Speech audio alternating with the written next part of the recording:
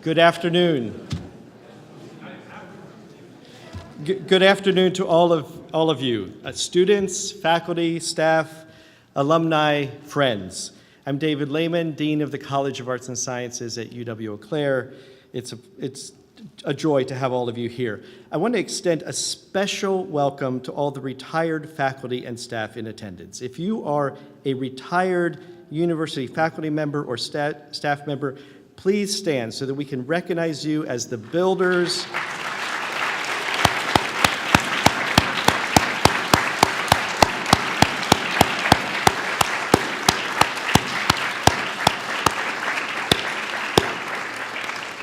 You are the builders and pillars of the great regional comprehensive university this institution became over the last half century. We're gathered here on this day to commemorate the 100th anniversary of the first day of classes at Eau Claire Normal School, the humble, original institution that evolved into UW-Eau Claire. Two of our history professors, Bob Goff, who is here, and Jim Oberle, have written a fabulous history of the university. How many of you have this book already? Okay. If you don't have this book, I strongly recommend it. It's available in the bookstore. The bookstore is open until 6 p.m. this evening. This program ends at 5:45. We do have a reception, but you could run downstairs, first floor bookstore, get a copy, come up and Bob could autograph it for you. If not today, the bookstore is open other days too. You can also order it online. What I have learned from this book, from Bob and Jim's research, is that while UW-Eau Claire began as a teacher training normal school, unlike some other normal schools at the time, there was from the very start here, in 1916, from the very start, an emphasis on broad education in the liberal arts and sciences. So our theme for the program this afternoon is the richness and relevance of liberal education as a foundation for dynamic careers, for meaningful lives, and for the shared work of building the good society. We have two keynote speakers, each of whom will speak for about 20 minutes, followed by 5-minute responses from our current student body president and a very recent alumnus. I will have the honor of introducing our very first speaker. After that presentation, my faculty colleague, Dr. Asha Sen, will introduce our second keynote speaker, and after that, the first student respondent. I'll introduce the final respondent, guide some discussion, and then offer closing remarks before our reception. Our grand reception starts at 5:45. Having mentioned Asha, I would like to recognize all the members of the committee who planned this event and other centennial activities and promotions sponsored by the College of Arts and Sciences this year. So if you are here, please stand and remain standing when I call your name. Rosemary Avon. Okay, Michael Carney. Bob Goff, I know you're here. Michael Carney is here. Karen Havholm. Asha Sen. Denise Stewart. Jeff Valbush. So thanks to each one of you for your distinctive contributions.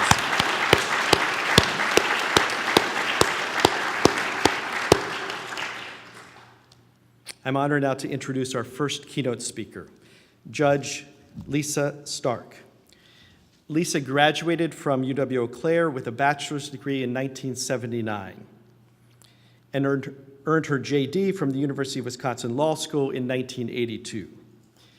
As many of you know, Lisa has had a very successful career as an attorney, judge, board director, and community leader.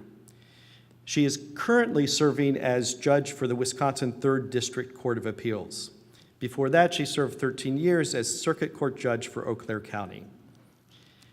In recognition of her judicial prowess, Judge Stark was appointed Dean of Wisconsin Judicial College in 2010. In fact, she just came from dean work in Green Lake. Yes. In Green Lake, just drove there from there to here this afternoon. She's been dean from 2020, so we can call you Dean Stark as well as Judge Stark. Okay, but what impresses me most about Lisa is that she is a judge who has a vision and who works for the betterment of society. She has been a leader on initiatives related to offender reentry, alternative treatment, and restorative justice. She has served on boards of the Alzheimer's Association Regional Chapter, the State Regional Arts Council, United Way, YMCA, and the Eau Claire Chamber of Commerce. Thank you, Lisa, for all you do and for representing UW Eau Claire so well in the world. The title of Lisa's presentation is True Confession. I was an undergrad art major. Please give a hearty UW Eau Claire welcome home to Judge Lisa Stark.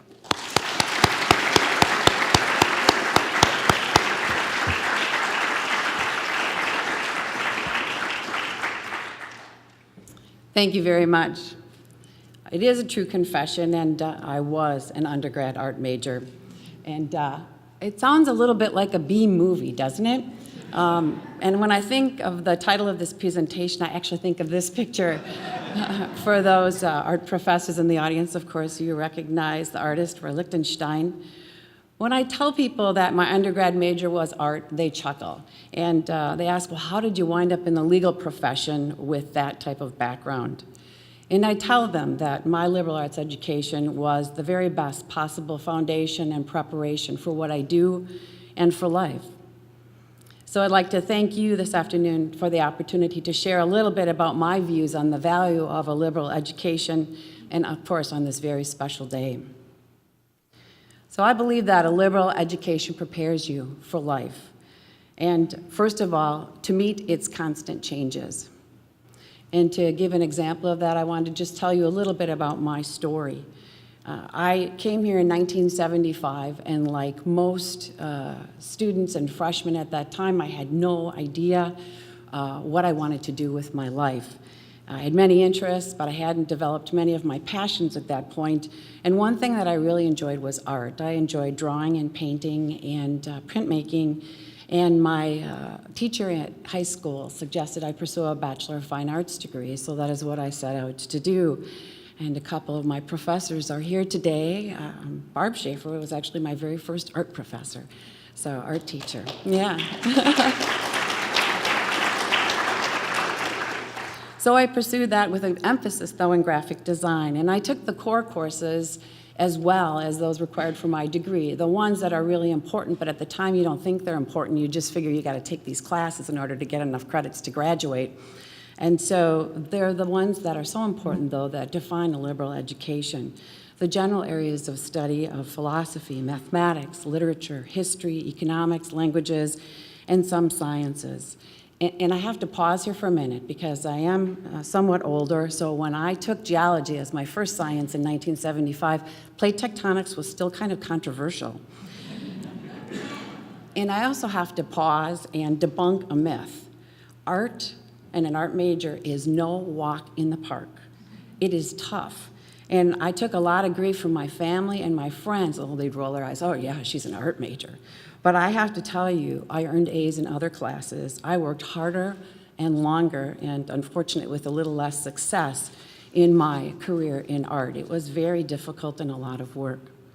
And perhaps that's an appropriate segue, because about midway through my third year, my graphic design professor, John Lawler, took me aside and said, you know, Lisa, you're talented, but you're not that talented. And he didn't tell me that, of course, to diminish my passion, but so that I'd be better prepared for the real world. And it was really tough to hear, but I absolutely knew deep down inside that he was correct. And of course, for those prior 2 years, I'd had the opportunity to study a variety of topics and develop relationships with professors and colleagues with diverse backgrounds. So I had a lot of ideas to draw upon when I decided I needed to make that important change. And I didn't change a lot. I did change to an art major, but with a business minor. And it's still not a direct path to the law, but it was very helpful because one of those diverse and interesting courses that I had the opportunity to take as a business major ultimately was constitutional law, believe it or not. And Carl Andreessen was my professor, and he was a wonderful professor. And a new passion was sparked with that. So when came time for me to take tests to get into graduate school, I took the GMAT and the LSAT, and I had a choice. I was very fortunate. And my family will tell you that I love to argue. So law seemed to be a logical choice. And I did pursue law school, and very interestingly, law schools very much value liberal education backgrounds when considering their admissions.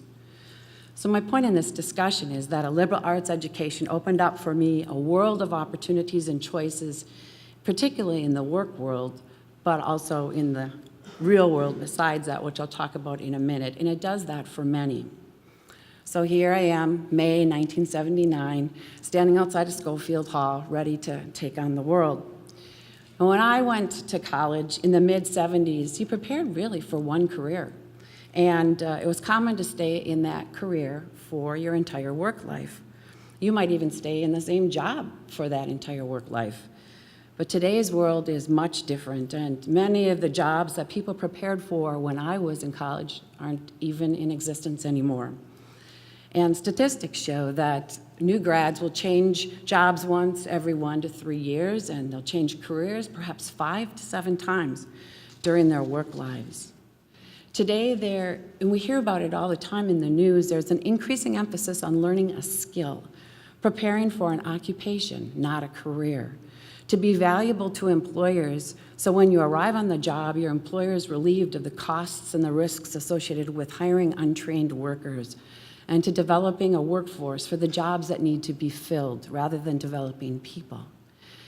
I think that's important for some circumstances and some people, but if that's the view of the purpose of a university, of a college education, I believe it's very short-sighted.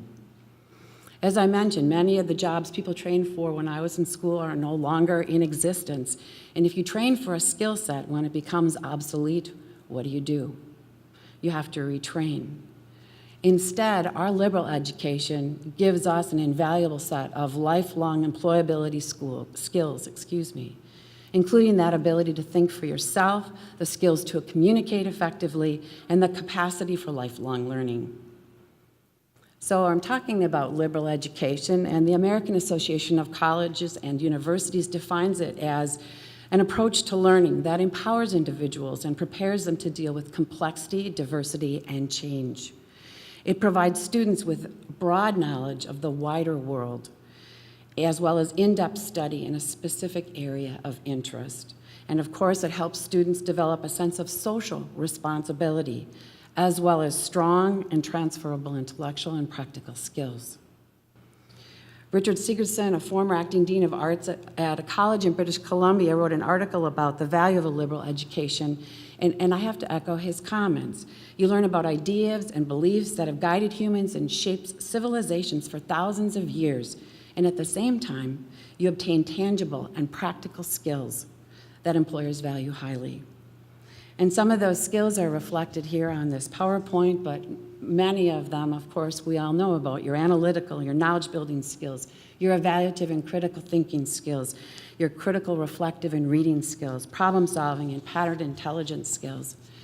We're supposed to develop numerical skills. I have to say, I'm sorry, but for me, not so much. But synthesis skills, the ability to express results of analysis and evaluation, the ability to pose meaningful questions. It's served me very well in my job as an attorney and on the bench. The ability to conduct research and organize material effectively. That's what I do in my job. The exercise of independent judgment and ethical decision-making. Again, that's what I do in my job. And then the ability, of course, to meet goals, manage time, and complete a project successfully. What more could an employer want? You also have the opportunity to develop an intellectual and social IQ in this liberal education. So not only that opportunity to just enhance your intellectual IQ, but the social IQ relates to the richness of our qualitative life and the capacity to effectively navigate complex social relationships and environments. So our liberal education, through our diverse classrooms, our diverse professors and offerings, gives us the opportunity to increase our social awareness. It gives us empathy, attunement, empathic accuracy, and social cognition. And it increases our social facility. We have self-presentation skills, influence, referent authority, and of course, concern. In other words, we learn how to better relate to one another and we understand why it's important to do so.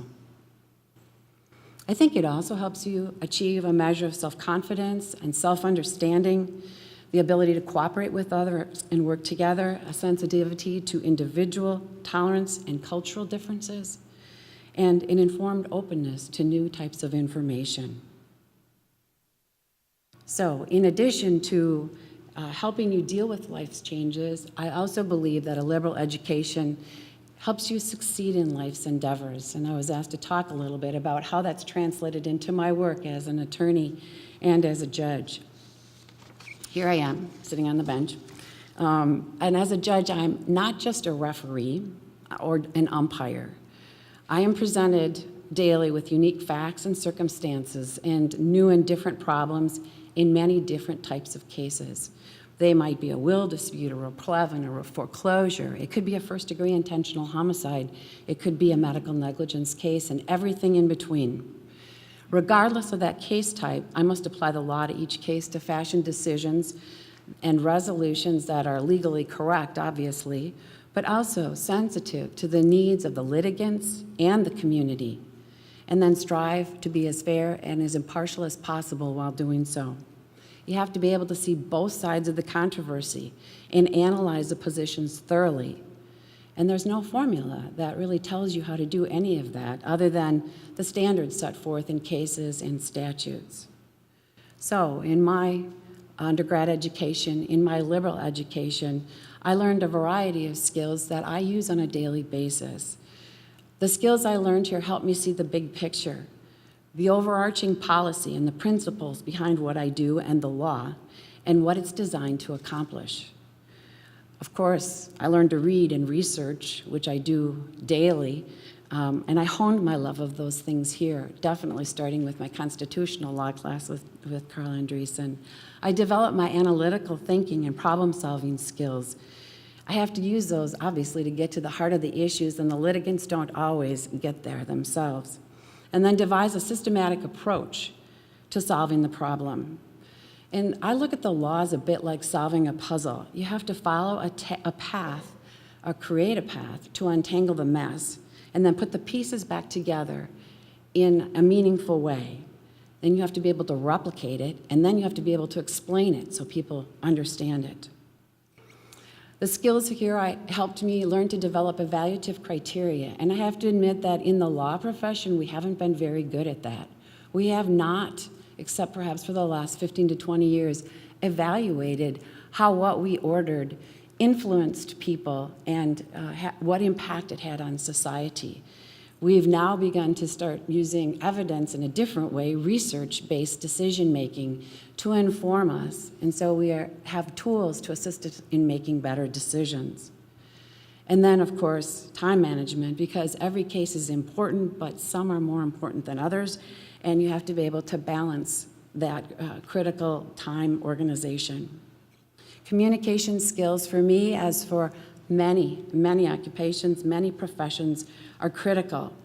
And I have to say that I did not learn the argumentative, hostile, rude, and outrageous manner of communication that we have come to see on a regular basis in our media and our politics in my liberal education. Ron Schlotman taught me business communication. I had Bill Hannaford for marketing. They would be appalled. In fact, I have learned through my education and, of course, my experience that that method of communication is actually very counterproductive. In my work, I have to listen. I believe that everyone has a right to be heard. They have the right to believe they were heard, and they have to know that in order for them to accept what I say and what I order. It's called procedural fairness. And then once you've heard what they had to say, you have to convey what you intend in a way that people will understand it and accept it. And sometimes how you say something is as critical as what you say. So courses that prepared me here for those types of tasks include, of course, my English and business for communication skills, my psych and sociology for understanding behavior types and how to relate better to people and to work with them, history and philosophy for policy and ethics, business, tax, corporate, partnership issues, sciences of all types, and then, I have to say, even art. Because art helps you see the big picture. It brings out that creative side of you, thinking on the right side of your brain. It helps you think outside the box. And that liberal education, as I've mentioned, I think prepares us for the constant changes of life, to exceed in life's endeavors, but it also finally helps us to be interested and involved citizens of the world. One of the things that was instilled in me from my family, and something that my husband lives, is that of whom much is given, much is expected. I believe that it's important to give back to the community of your time and your talents, and this was emphasized here at UWEC when I was here. It still is, and I know it is in many other liberal institutions. And it has been my privilege and my honor to serve on a number of civic and professional boards and committees, and the creativity that I learned here has helped me very much in those endeavors. And just one example of thinking outside the box, at least in the legal system, has helped me to develop a drug court, an adult drug court here in Eau Claire County, and we actually now have 4 treatment courts, to work with other professionals across the state and the nation in bringing evidence-based decision-making to our justice system, and to facilitate collaboration between our justice system partners. And these are all things that 20 years ago, certainly here, we wouldn't have considered, and we really wouldn't have thought possible. Now, I will say, giving back isn't always glamorous. This is me and my drug court dunk tank at an annual picnic, but it's fun. And of course, it's extraordinarily meaningful. What a privilege it is to have the opportunity to positively impact another's life. And this is a young woman who is a graduate from our drug court. I also think that our liberal education serves us not only in the professional realm, but it makes our personal lives much more well-rounded and fulfilled and enriched. To be more tolerant, sympathetic, and respectful, to encourage us to appropriately engage in the issues of our time, and then, of course, appreciate literature, music, art, nature. It teaches us to develop an intellectual curiosity that lasts throughout our lives and causes us to explore the world. So I took Greek and Roman history. I loved it. History of language, Eastern world religions from Rita Gross. And those taught me to honor and respect different cultures, traditions, and people that I had never experienced before. I do engage wholeheartedly in travel on a regular basis. My husband's right back there, he's smiling, you can ask him. And I think that my liberal education and that has taught me to reach beyond my experiences and imagine worlds far distant and different. In other words, to dream. So in conclusion, I recognize a liberal arts and sciences education is not a panacea. It's not the best choice for everyone. But for me and for many, it has made possible a wealth of opportunities, and it has enriched our lives. It's provided us with the foundation to be able to adapt to the changes necessary to succeed in life's endeavors and to follow and fulfill our dreams. Thank you very much for the privilege of sharing my thoughts with you on the value of this special education. I'm very honored to have been asked to do so. And I want to thank UWEC for giving me such valuable resources. They continue to serve me well in my career. They'll serve me in my next career, whatever that will be, and of course in life. Thank you very much.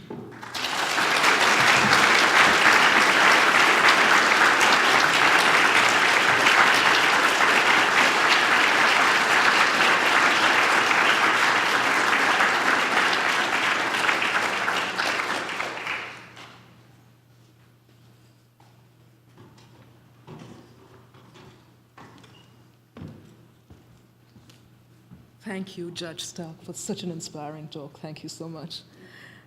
Before I introduce our next speaker, Zach Homestead, to you, I'm just going to break from script for a second and, on behalf of the Centennial Committee, ask you to join me in thanking Dean Lehman for working together to put this, with all of us, to put this together. So if you would join me in giving him a big hand.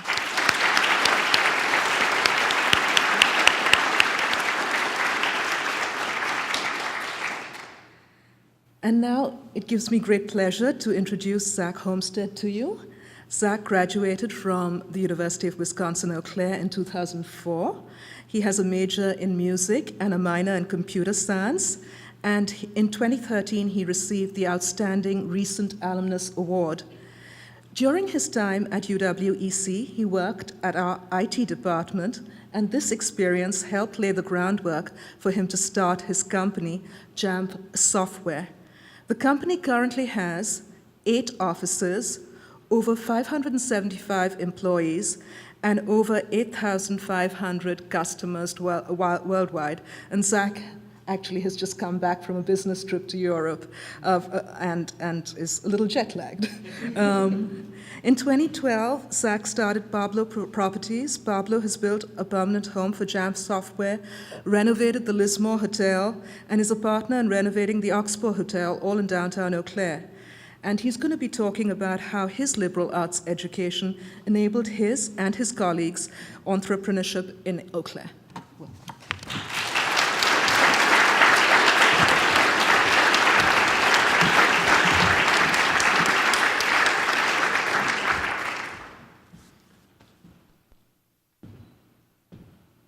So I feel like Judge Stark and I should have maybe compared notes because I'm going to be repeating a few things, but I think that's actually just fine. I find sometimes it's easier to speak in front of groups where you don't know anyone, and I see a lot of faces that I know here today. I have some very good friends here. I have some of my favorite teachers actually here in the crowd today. The chancellor's here, and of course, as usual, my parents are here supporting me as well. So that always makes things a little bit harder for me. So I grew up in Eau Claire. I started UW Eau Claire at university here in 1996 as a music education major. As you can see by that, I did not take the 4-year route. And through that time, I actually was a number of different majors. I started as music ed.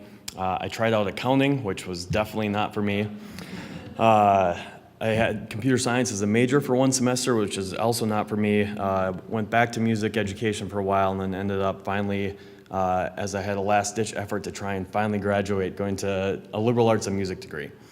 So that was my very long and very enjoyable journey through UW Eau Claire. I'm going to give a little bit of background on my 2 companies here before we go into kind of how my liberal arts background has prepared me as well as my coworkers to be successful.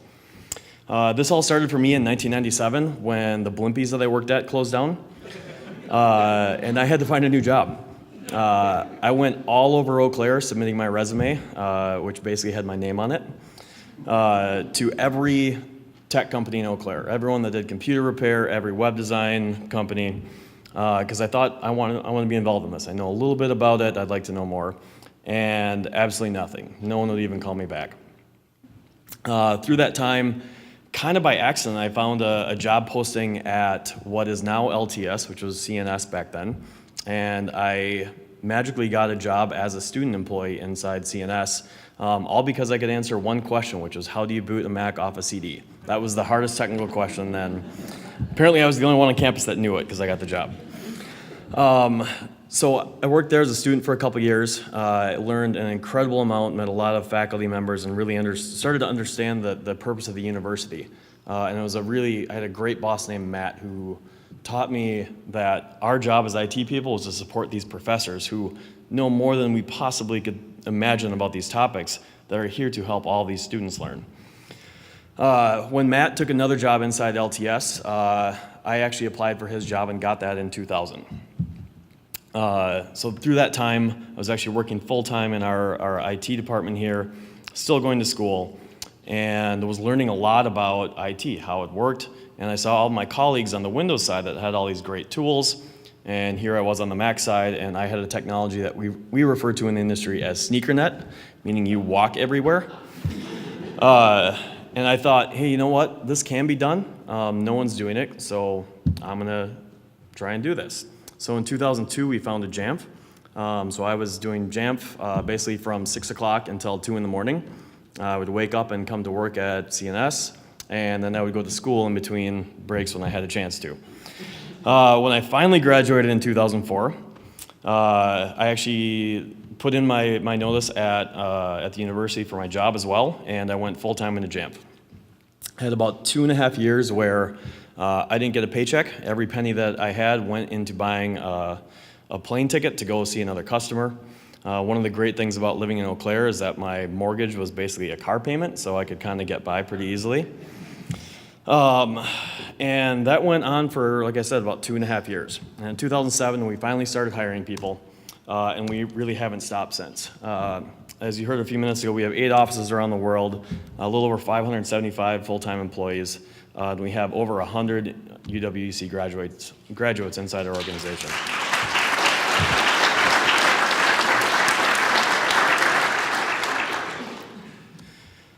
Through that time, in about 2012, we decided that we really want to make sure that JAMP has a permanent foundation in Eau Claire. We were outgrowing our office space, and we wanted to make a statement that we are always going to be here. So we decided to build a building in downtown Eau Claire. Real estate is not a good investment for a software company that's growing as rapidly as we were. So we were actually looking at having someone else build the building for us. And we found out that what we wanted was a little bit more than what we wanted to pay for. I decided that I would actually start another company that was a real estate company and basically rent it back to JAMP for cost. So that's how Pablo was born, is I found a way that we could give JAMP a nicer office than what they wanted to pay for. About 2.5 months after we actually moved into our office is when we bought the Lismore, which was formerly the Ramada. We spent 2.5 years renovating that. Inside that, we have a restaurant, a coffee shop, and a bar. And we're also almost done as a partner inside the Oxbow Hotel with the Oxbow and the Lakely, hopefully opening up early next month. And altogether in there, we have over 150 full-time employees between all of those businesses. So, before I go into a little bit more about my story and how my liberal arts education affected me and how it's affected all of my coworkers, I'm going to basically copy a slide from you, if that's all right, and go into a couple definitions. First, the definition, this is from not Webster's dictionary, but the Apple dictionary on my laptop. Entrepreneur is defined as a person who organizes and operates a business or businesses taking on greater than normal financial risks in order to do so. Liberal arts education. This is a little bit different than yours, and I'm not going to read it because I'll stumble over it. These two don't really sit with me. They're not bad, I just don't get them. So I'm going to show you my definitions that are a little bit simpler, and I think I can relate to the stories I'm hopefully going to tell. An entrepreneur is simply a person who does something that's not being done. It might be something that's never been done before. It might be something that someone else is doing and they have an idea on how to do it better.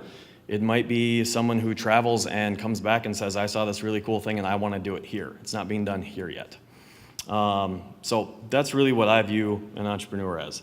And for an entrepreneur, I view the liberal arts education as an education that teaches a person how to learn. So when you look at what an entrepreneur has to do to try and do something that's not being done, they have to learn. And that education really prepares them on a daily basis to go out and learn the things that they have to do this new thing. And as I look at how the liberal arts education has impacted the employees that we have, I'm going to expand on that definition just a little bit and say it's an education that teaches a person how to learn and adapt in a rapidly changing world and workforce. Very, very similar to the definition that you gave. So with that, I'm going to go into a little bit of story on how this has affected me personally. As an entrepreneur, you get to wake up every day and do something different, something that you've never done before, and you have to go out and learn it.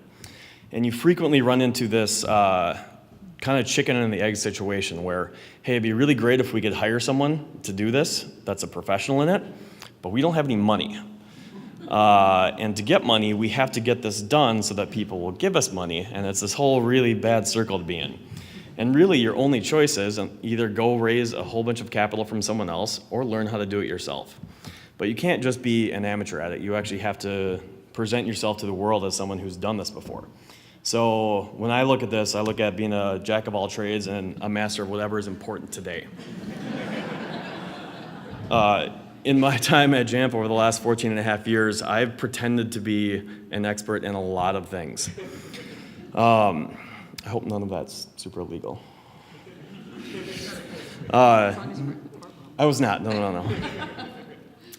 So if you look at my background in education as a computer science minor, didn't even come close to preparing me necessarily for what I had to do as a software developer. While we were not in the spot to hire enough people to build all of the software that we were trying to sell, I ended up having to learn all of these new things about software architecture. I had to write software in 7 different languages within the first couple of years. All of these things that I had never done before. I had to kind of be a little bit of an expert in accounting and finance. I had to actually be a graphic designer very frequently through Jamf's history. And then there's a couple that I'm going to go a little bit deeper into. The first one was technical writing. So when we launched version 1 of our software in 2002, we released this little tiny manual. It's probably about 40 pages long. And after that, we said, all right, this is one of those things that we're going to pay someone else to do. And we went to the outside world for about 3.5 years and paid outside professionals to build us documentation. Every single one of those failed. Every time we tried to get someone else to come and do this, we could not get something that we could actually ship to our customers. So after 3.5 years of basically selling software, very highly technical software with 0 documentation, we got the feedback that we actually have to sit down and do this. So that fell on my shoulders. I went out and I bought a bunch of books on technical writing. I spent about 2 weeks reading those books and then got sick of it and then went to a coffee shop for 3 weeks and wrote about 420 pages.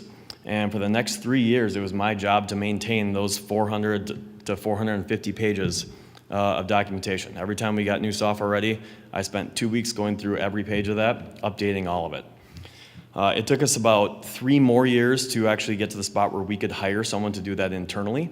And today we have a team of about 10 people that manage that documentation along with others. The second one that was probably one of my favorite things I got to learn inside Jamf was how to be an educator. We started probably in about 2009 offering certifications on our software.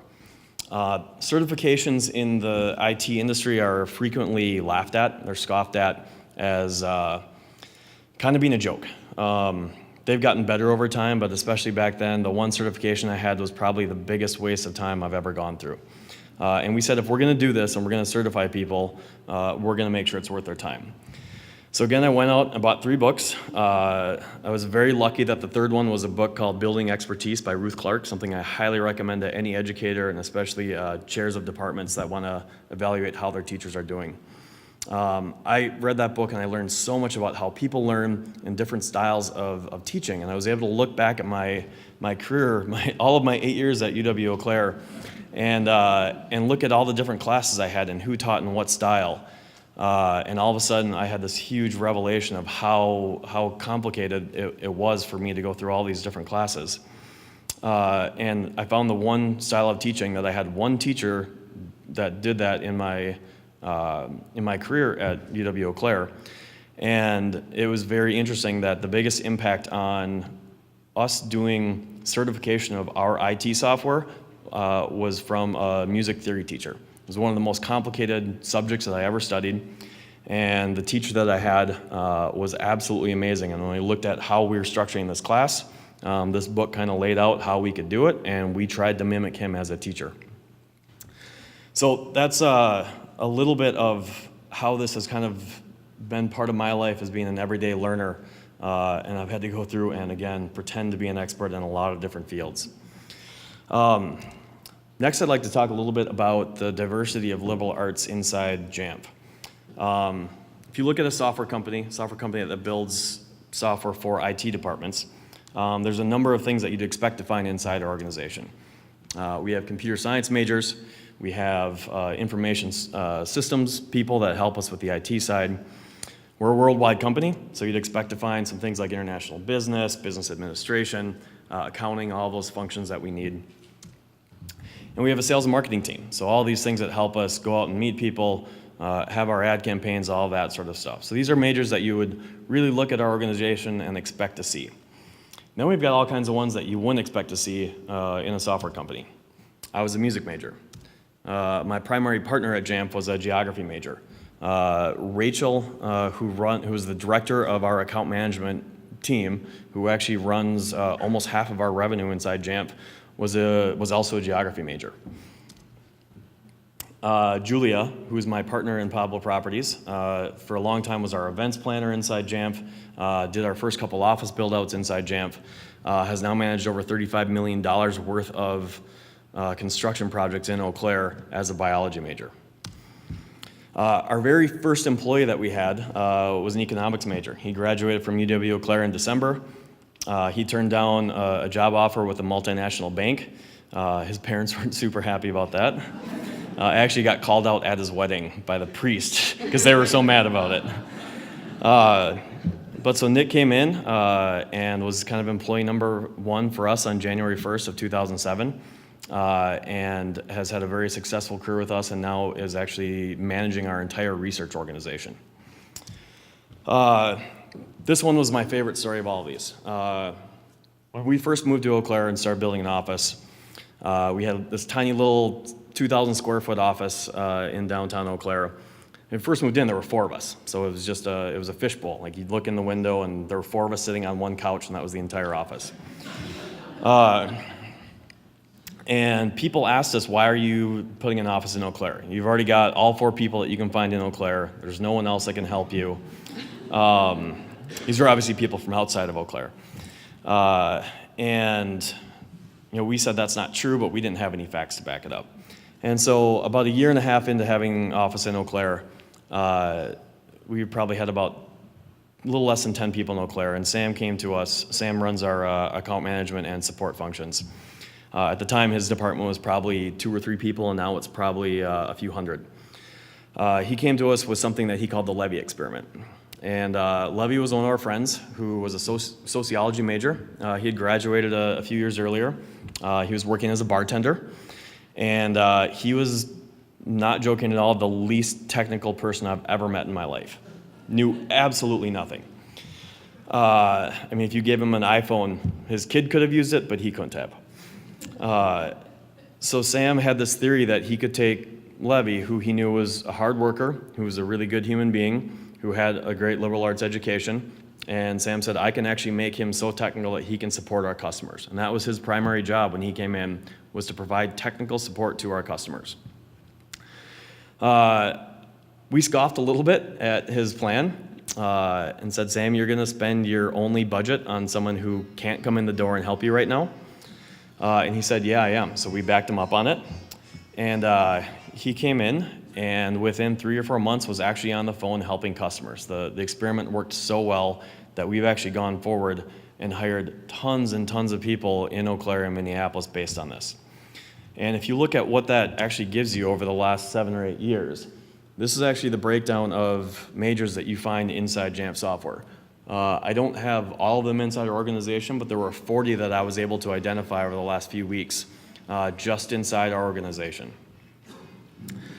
If you look at some of these in here, I don't know why we would ever need an actuarial science major or a kinesiology. Actually, we could really use a kinesiology major, but horticulture science, all these things that you wouldn't expect to find in an organization like ours. But they're really impactful. This is part of our diversity. We have people with different educational backgrounds that come in and help us think differently, help us react to the world around us differently. One of Jamf's 2 core values is relentless self-improvement.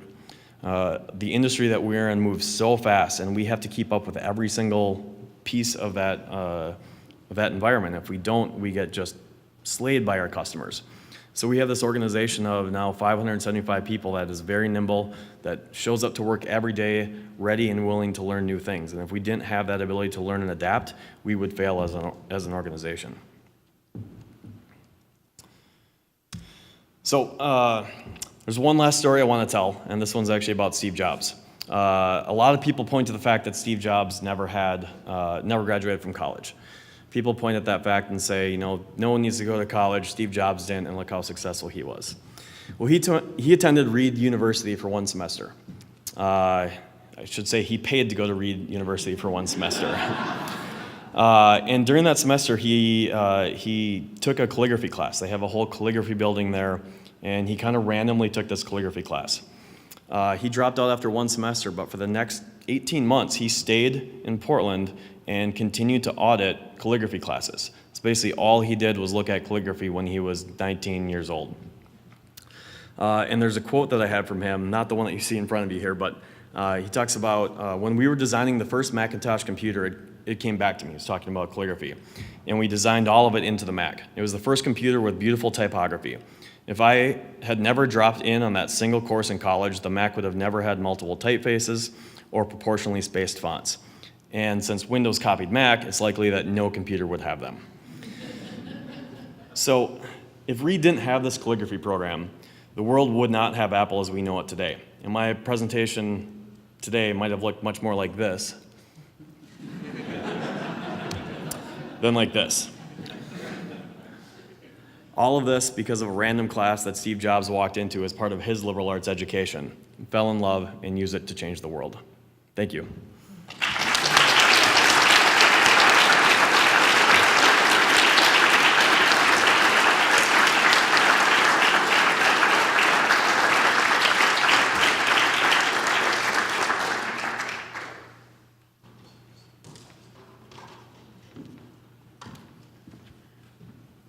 Thank you, Zach, so much for another incredibly inspirational story. I'm now very happy to introduce Ashley Suku to you. Ashley is a fifth-year organizational communication major, and she has a topical minor in communication leadership, which is made up of a selection of women's studies and sociology courses. She is also the University of Wisconsin-Eau Claire student body president. And upon graduation, she intends to pursue graduate studies in communication. Ashley enjoys music and plays the French horn. This year, she's actively involved in focusing on equity, diversity, and inclusivity issues and on voter registration for students.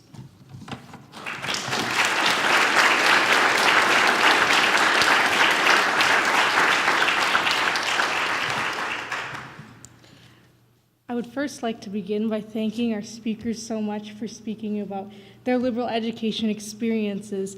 I know they reflect particularly for me in my experiences here at UW-Eau Claire.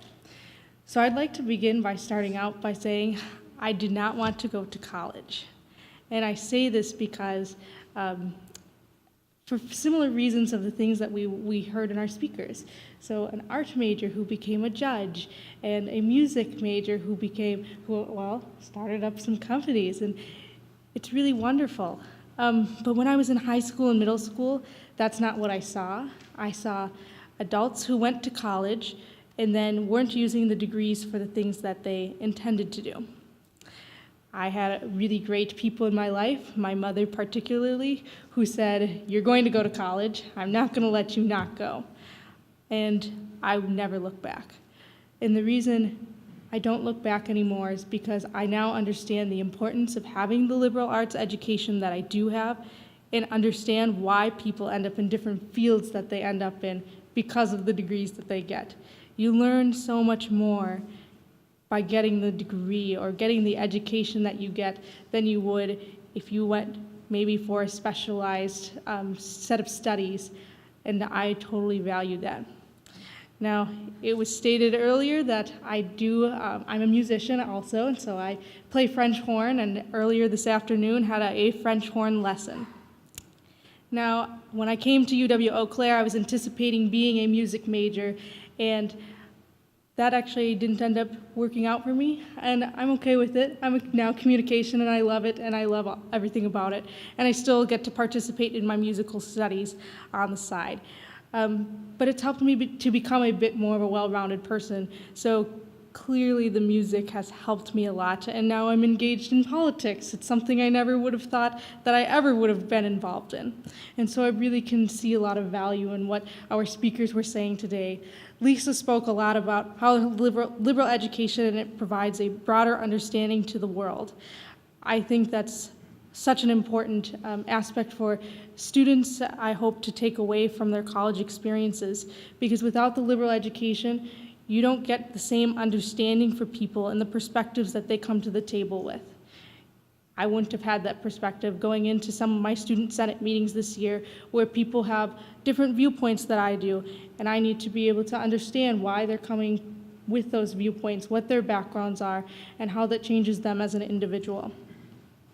As a student, having this framework helps provide me with the ability to be analytical and critical.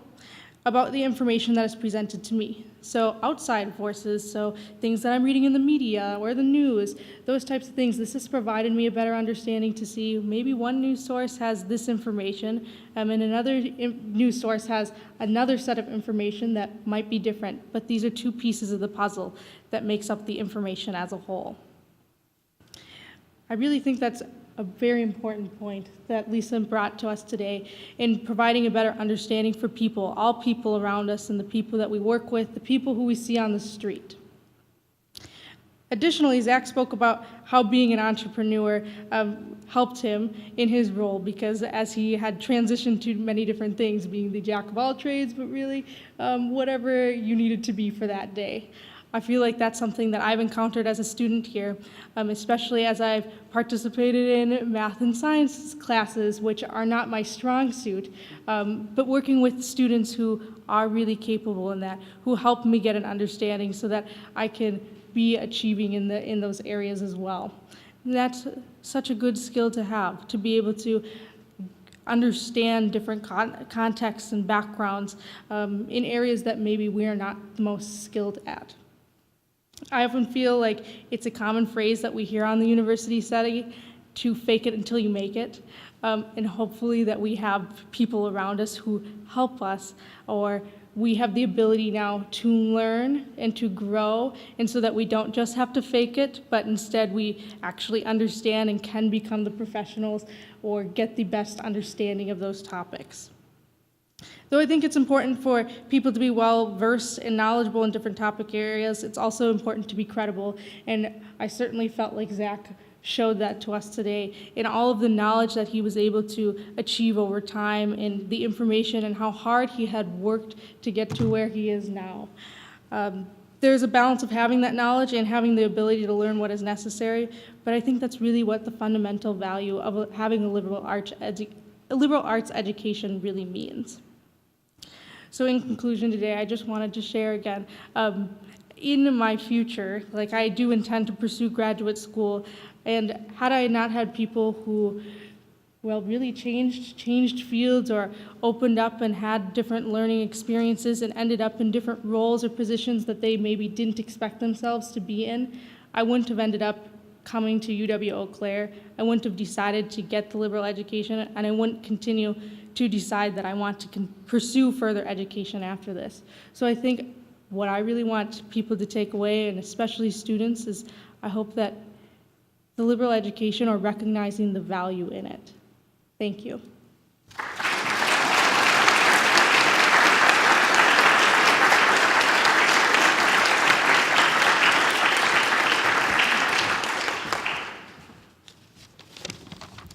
Thank you, Ashley. I'm pleased now to introduce Braden Crean. Brady graduated from UW-Eau Claire in 2014, just a little over 2 years ago, with a double major in English literature and economics. And he's kept quite busy since then. This past May, he was awarded an MA in English literature from Marquette University, and a couple of weeks ago, he began a PhD program in English literature at the University of Iowa. At UW-Eau Claire, Brady was a resident assistant for honor students and studied Dante in depth with Jeff Albush, I believe, among many other activities and thinkers. At Marquette, he studied Aldo Leopold and helped to develop a public literacy curriculum, among much else. He has collaborated with our English faculty member, B.J. Hollers. I can only imagine, Brady, what you're going to accomplish at Iowa and beyond, and I'm eager now to hear your responses to our two speakers.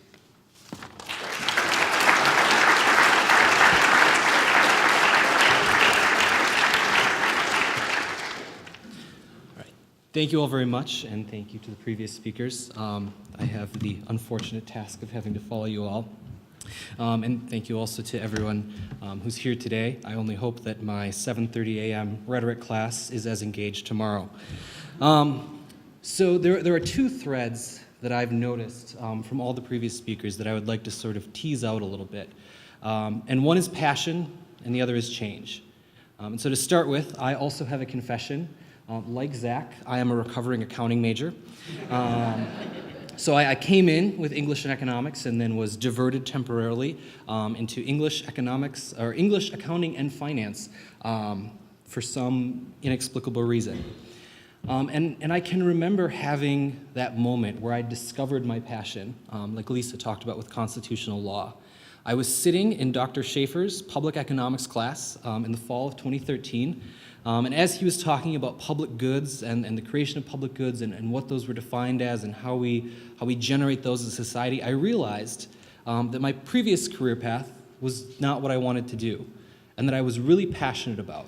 What I really wanted to spend my life doing was working with students, and that I really enjoyed that. And I was incredibly privileged. After Dr. Schaefer's class, I went to a talk by Chancellor Schmidt where he talked about his passion for working with students and creating change at the university. And that is a pattern that I've noticed not just with the speakers today, but throughout my time at Eau Claire and in higher ed in general, that a liberal education is in large part about discovering your passion and figuring out what it is that you want to do with your life, whether it's directly related to your major or not. And my own journey, started very much being concerned with a job, and I recognize that that's where many students start. They're concerned about the paycheck. How are they going to survive after college? How are they going to pay for the student loans? And I completely understand that, and that's why, in my syllabus for my first year writing class, I start with a statistic that according to a 2013 study by the American Association of Colleges and Universities, 93% of employers agree that a job candidate's, quote, ability to think critically, communicate clearly, and solve complex problems is more important than his or her understanding or undergraduate field of study, end quote. And so I always start with that to reassure my students that there's a good chance you can find a job after you graduate. But the pattern that I've noticed is that at a certain point, we all come to the realization that a paycheck is not enough. That we need something more, and we desire something more meaningful, that we're looking for that life enrichment, that we're looking to give back, and essentially that we're looking to create change, which is the second theme that I want to talk about today. Whether that change is reforming drug courts or getting voter registration for college students or creating hundreds of jobs for people, what we really talk about when we're talking about liberal education is educating people to be agents for change, to create the change they want to see in the world, and not necessarily to save the world. We all have that fantasy, we all flirt with that dream of saving the world at some point. I know I certainly do. But we have those opportunities to create change in our community because of the skills we learn here at Eau Claire and at liberal colleges all across the country. Whether it's in Mike Huggins' honors class on civic engagement, whether it's talking with people at the foundation and helping them to generate the interest in the funds to create the Confluence Project, whether it's getting people to vote here at UW Eau Claire. We're all talking about creating change in our communities, in our country, here at the university. And so many of the people that I worked with when I was here at Eau Claire were advocates for change, created change. I have a geography major friend who was a White House intern and now is a city manager after completing his master's in public policy at the Humphrey Institute. I have another friend who was a biology major who is now a hall director at UW La Crosse and who's bringing the experience of the civil rights pilgrimage that changed her life and many other students here at UW Eau Claire, including mine, to the students that she works with. And so when we talk about a liberal education, I think we're talking in large part, especially today, about discovering one's passion and being an agent for change. And I think one of the hallmarks of a good liberal education is that it gives you the skills necessary in order to be an agent of change. But one of the hallmarks of a great liberal education is that it fosters within students the passion and frankly the courage to create change in the world, that they have that prerequisite for it. It's not just the skills, but the passion and the courage as well. So thank you very much. It was great to be back on campus today, and I so appreciate being part of this ceremony and getting to learn a little bit more about the journeys that some of my fellow alumni have gone on.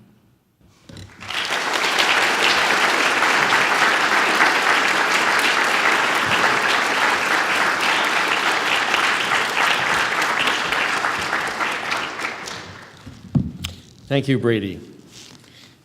Passion and change agency. Great way to close this program. But we do have a little time for all of you to add to our program with your questions or comments.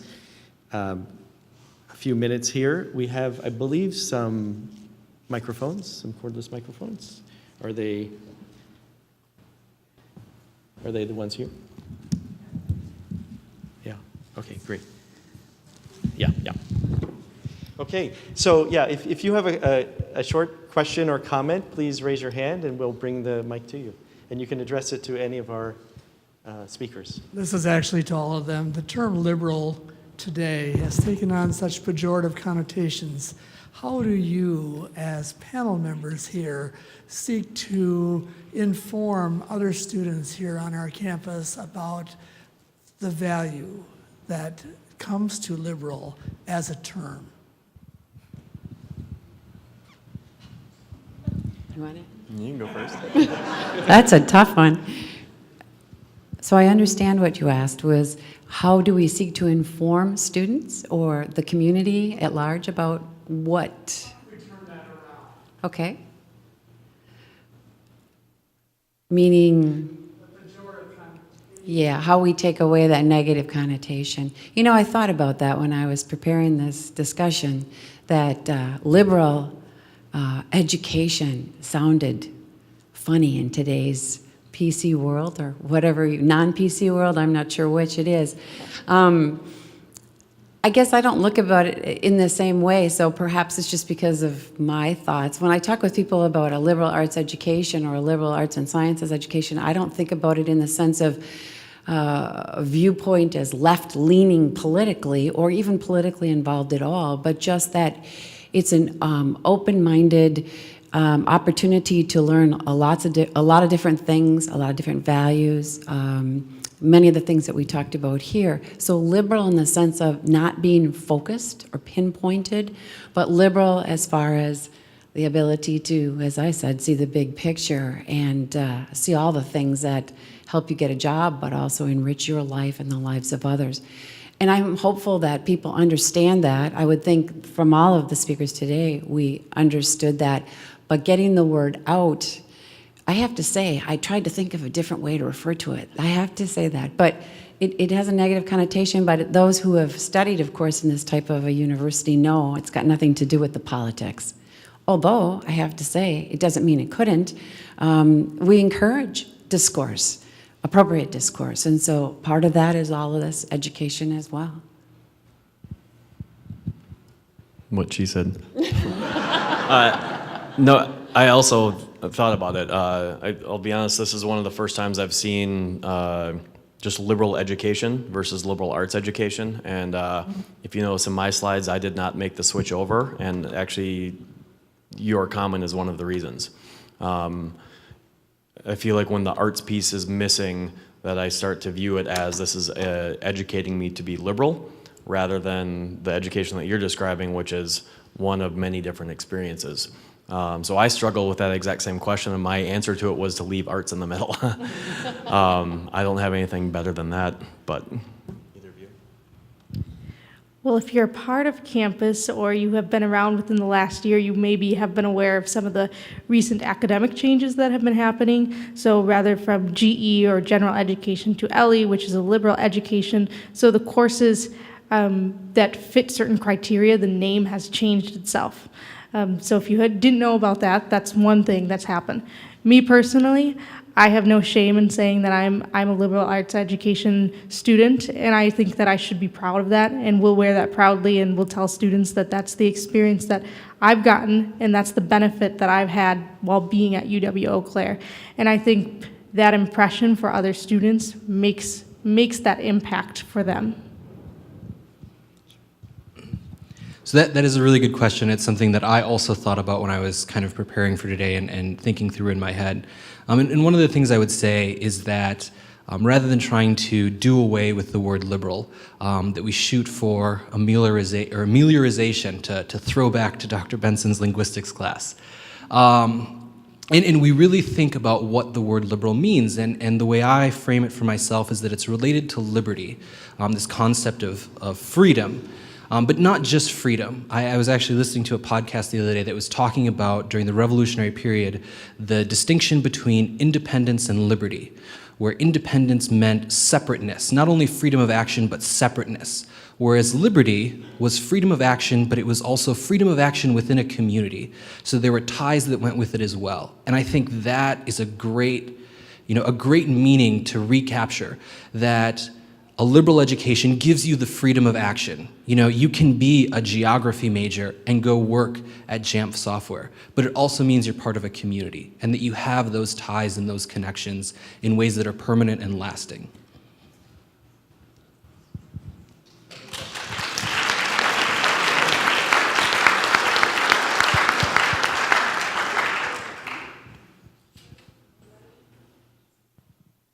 Raise your hand if you'd like to add a short comment or question.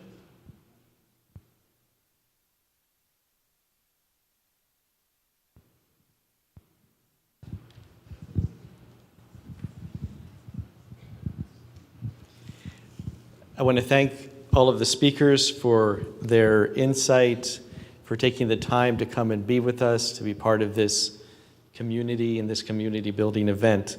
And I want to thank all of you for your participation as we ready ourselves for the reception in the next room. 3 parting words of advice. First, check out this history book.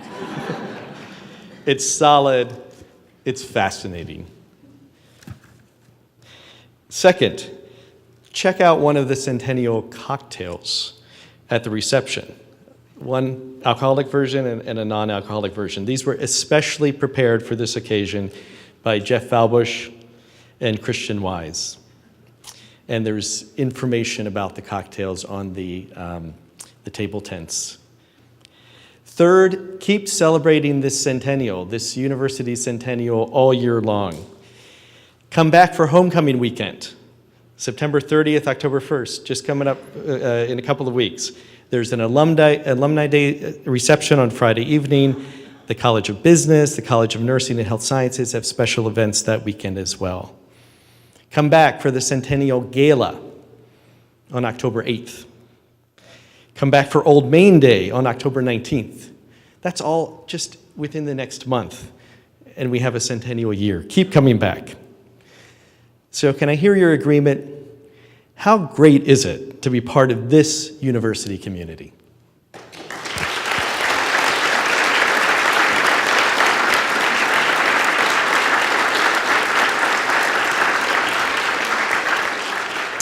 Enjoy the reception.